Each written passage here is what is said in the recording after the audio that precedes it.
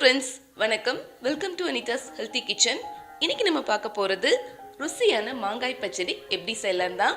இந்த சீசன்ல பாத்தீங்கன்னா உங்களுக்கு மாங்காய் வந்து ரொம்பவே சுலபமா கிடைக்கும். அதோட பாத்தீங்கன்னா விலையும் ரொம்ப குறைவா இருக்கும். அதனால சீசன்ல இருக்கும்போது இதெல்லாம் நம்ம செஞ்சு வச்சுக்கலாம். செய்யறதும் பாத்தீங்கன்னா ரொம்ப சுலபமா செஞ்சிடலாம்.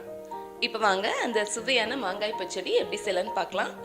இன்னைக்கு வந்து மாங்காய் பச்சடி செய்யறதுக்கு இந்த சைஸ்ல இருக்கிற ஒரு மாங்காய் எடுத்திருக்கேன்னா இது வந்து இந்த மாதிரி கட் பண்ணிட்டு எடுத்து வச்சிருக்கேன். மாங்காய் வந்து ரொம்ப பச்சையா இல்லாம லேசா அந்த கலர் சேஞ்ச் வரும்போது நம்ம மாங்காய் பச்சடி செஞ்சோம்னா பச்சடி ரொம்பவே நல்லா டேஸ்டியா இருக்கும். இப்போ நம்ம ஒரு குக்கர் பேன் எடுத்து வச்சுக்கலாம். பேன்ல 2 ல இருந்து 3 டேபிள் ஸ்பூன் நல்லெண்ணெய் விட்டுக்கலாம். இது வந்து செக்கில் ஆட்டின நல்லெண்ணெய், அதை வந்து நான் சேர்த்துக்கிறேன். எண்ணெய் சூடானதும் இதுல 1/2 டீஸ்பூன் போல கடுகு சேர்த்து கொடுக்கலாம்.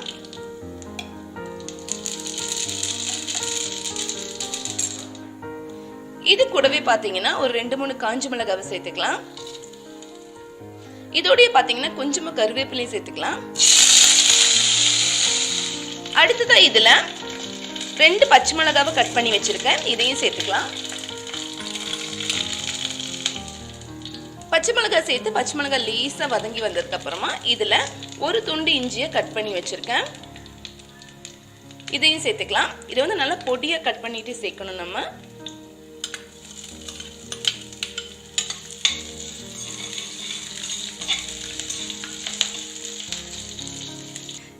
இஞ்சி பச்சை மிளகு இதெல்லாம் ஓரளவுக்கு வதங்கி வந்ததுக்கு அப்புறமா இதுல ஒரு 1/4 டீஸ்பூன் போல பெருங்காயத்தூள் சேர்த்துக்கலாம். இப்போ இதுல நம்ம ஏற்கனவே கட் பண்ணி வச்ச மாங்காவை சேர்த்துக்கலாம்.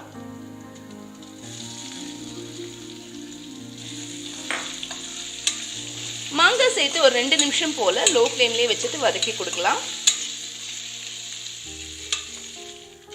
ஒரு 2-3 நிமிஷம் வதக்கினா போதும். இந்த அளவுக்கு வதங்கினதுக்கு அப்புறமா நம்ம பொடியெல்லாம் சேர்த்துக்கலாம். இப்போ இதுல ஒரு 1/4 டீஸ்பூன் போல மஞ்சத்தூள் சேர்த்துக்கலாம். ஒரு 1/2 டேபிள் ஸ்பூன் அளவு மிளகாய்த்தூள்.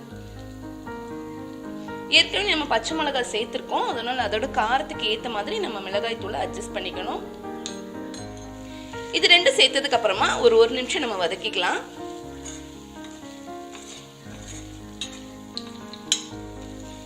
மிளகாய்த்தூள் மஞ்சத்தூள் சேர்த்து ஒரு 1 நிமிஷம் வதக்கி விட்டதுக்கு அப்புறமா இதுல வந்து தண்ணி சேர்க்க போறோம்.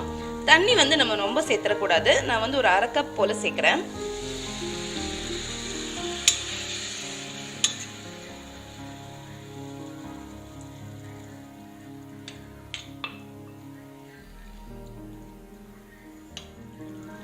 இப்போ இதுல தேவையான அளவு உப்பு சேர்த்துக்கலாம்.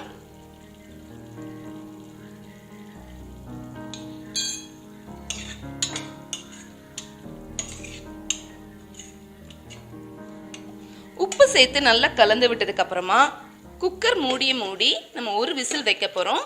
மிதமான சூட்ல ஒரே ஒரு விசில் வச்சு எடுத்தா போதும்.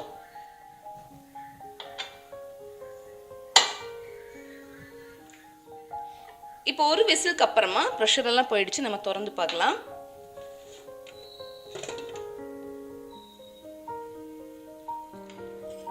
மாங்காய் எல்லாம் ஓரளவுக்கு நல்லா வெந்து வந்திருக்கு, ஆனா உடையவும் இல்லை பாருங்க.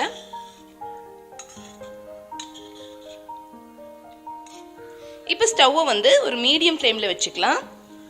அடுத்ததான் நம்ம இதுல வெள்ளை கரைசல் சேர்க்க போறோம். வெள்ளத்தோட அளவை வந்து மாங்காயோட புளிப்பு சுவைக்கு ஏத்த மாதிரி நம்ம அட்ஜஸ்ட் பண்ணிக்கணும். 1/4 கப்ல இருந்து 1/2 கப் வரைக்கும் வெல்லம் சேர்த்துக்கலாம். நல்ல புளிப்பான மாங்காயா இருந்தா நீங்க 1/2 கப் வெல்லம் சேர்த்துக்கங்க.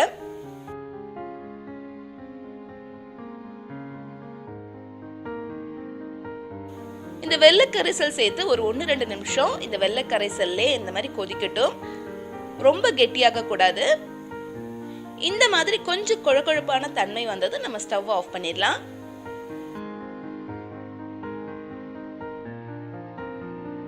இப்ப ரொம்பவே அருமையான மாங்காய் பச்சடி ரெடி ஆயிடுச்சு.